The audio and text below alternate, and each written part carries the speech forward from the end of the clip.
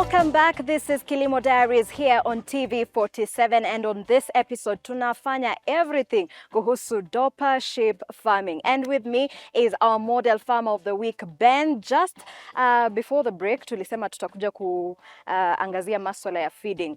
Huyu mwenye ameamua kunini set yetu anakula nini, and what is the feeding system here on the farm? So here at the farm, we start off with a very broad objective, where we mention that a sheep eats 4% of its body weight per day.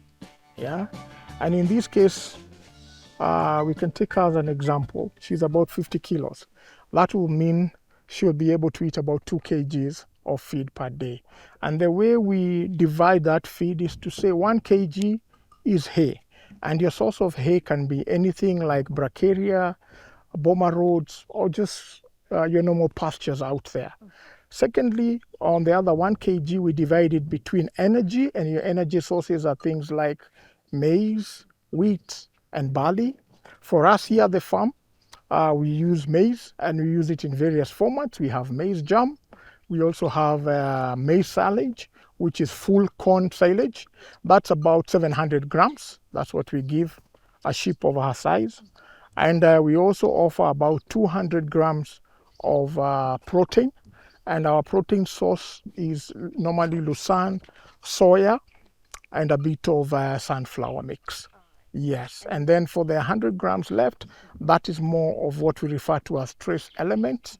And for the trace elements, what we are offering them is a premix, and in this case is a dairy premix, which has a host of trace elements like zinc, phosphorus, calcium, all that combined, sodium, vitamin A, vitamin B. Yes. Yes. And how important is water in their diet? Just as they say, water is life. For her, she'll be able to take about 3 liters of water. The cleaner per day, the cleaner, the better. Always ensure it's on ab-lib format, meaning wherever there is food, there is water nearby. Yes, yes. And yes. when you're feeding, of course, how does it vary? Say between the lambs, the male ones, the rams, the ewes, and the sick ones. How does the feeding vary for all those categories? So for a sheep, it will always depend on where they are in their life cycle. You will find for the lambs, they are growing. They need more of the protein in their diet. So for stronger limbs and better growth, that is the direction you'll take. For a mother who has a young one, same thing, high protein will be required. Yes. And for a ram? And for the ram, same thing. If you're on the breeding cycle, then high protein because of the sperm count, which is very important. Yeah. And at what point do you then introduce supplements into their feeds? Supplements, it really depends on what you're looking for.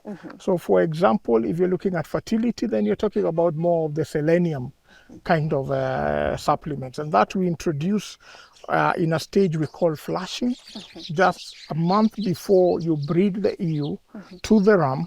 Then you will need to give a shot of either something like Introvit E-Selen, that has selenium in it, just as the name suggests, because she needs that for fertility.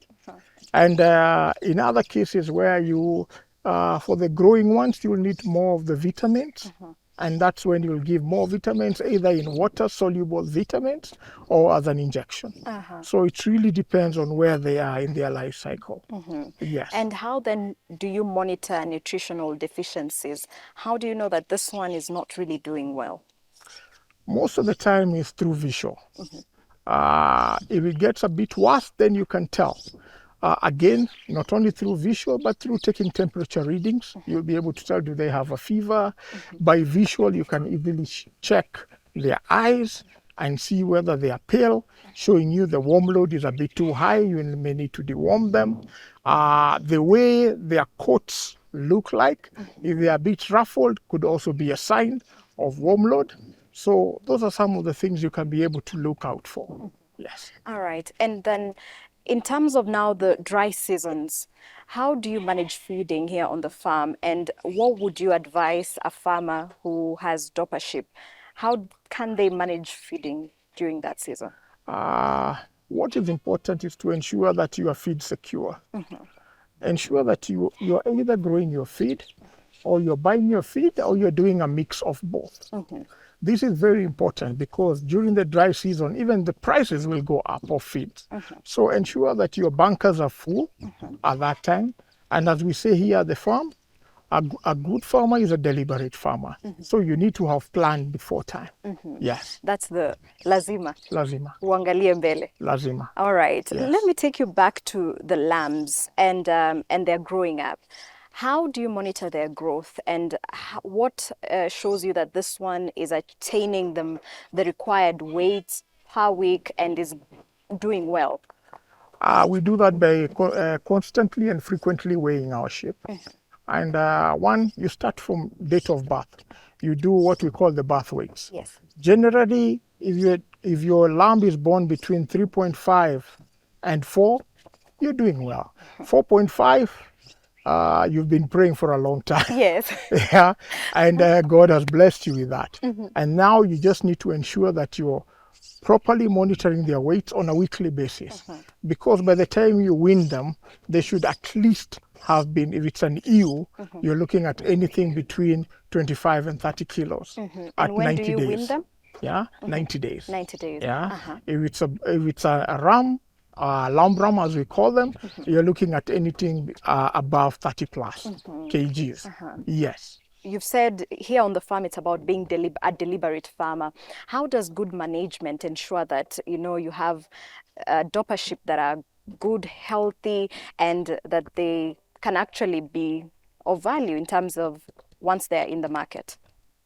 This is by ensuring that from the start you've got yourself the best genetics you can. Secondly, you adhere to a good nutritional plan that ensures that you've started your crib feed at 10 days of age and you continue with it all the way up to weaning. That's very important. The other thing is on now general management. Ensure that your vaccinations are up to date, your deworming is done on a timely fashion, and most importantly, that everybody in your team knows their particular roles.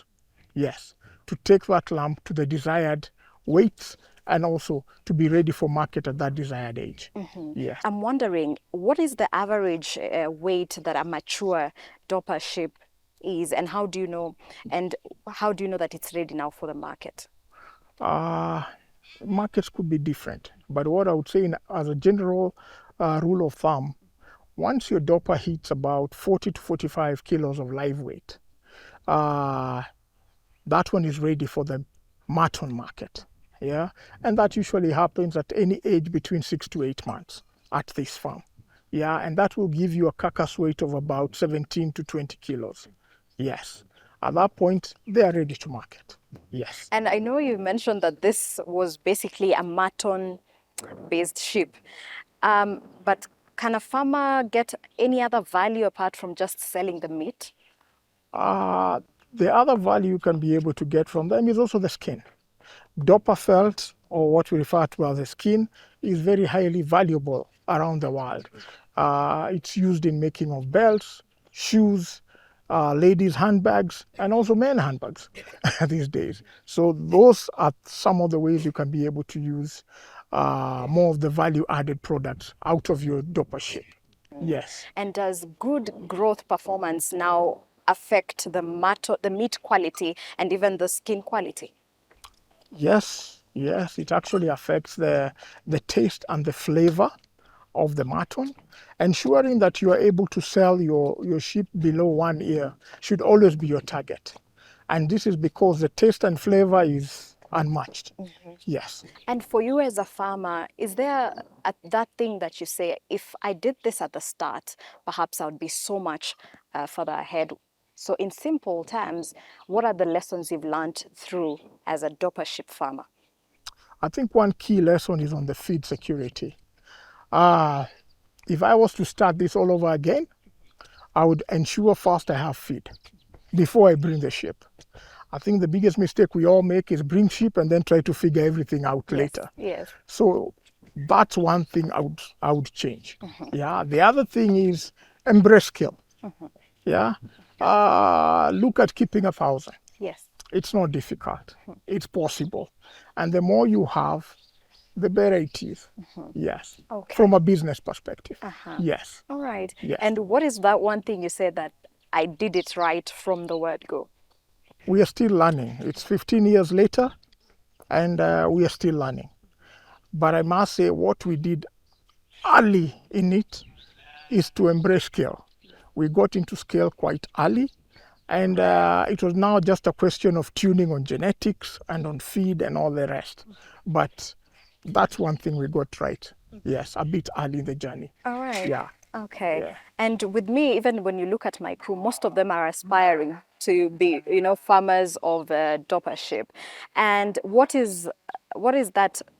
What are those do's and don'ts that you would tell them as people who want to start? Is it okay to start with one? Ama, should they start with at least 5? What is your advice? I would say one thing is very clear and this is a hidden gem for the youth. You have a great advantage, and that's youth.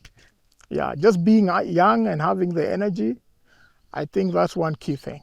Yeah. Secondly, as we've mentioned before, embrace scale. Start with about 20 and quickly be ready to learn through the milestones. My advice would be start with 20 pregnant ewes. So in the next 3 months, you have lambs. You and your team will have now tested your system in terms of competence. Can I be able to take care of lambs? If not, you'll have noted down where you went wrong so that the next time you do it even better, and you grow from there, because certain things are constant. I mean, paying your stockmen, for example, or your herdsmen, you're not going to pay them less because you have 3 sheep. So keep that in mind. Start with a number that makes you even excited, so that once you hear lambing has happened, whether your sheep are in Kisii and you're in Nairobi, you'll drive all the way to go see them. But if there are only 2, most likely you'll say, send me a WhatsApp message or a photo for that matter. Okay. Yes. So, and how can someone reach you? You can reach us through our YouTube channel. That's one of our platforms, which is under the name Amagoh Dorper Studs. The other one is through our TikTok under the same name, Amagoh Dorper Stud. You can also reach us through email. That's amagohfarms@google.com. You can also reach us through our numbers, which is 0702849400. All right, that brings us to the end of our episode today. Thank you for always keeping it TV47, and thanks to the crew that make this a possibility every other Sunday at 7:30 p.m. And thanks to our partners, the Kenya National Farmers Federation. The conversation on Dorper sheep farming continues next week, so keep it tuned here on TV47. My name is Sheila Chelangat, and this is Kilimo Diaries, a show for the farmer, by the farmer, with the farmers.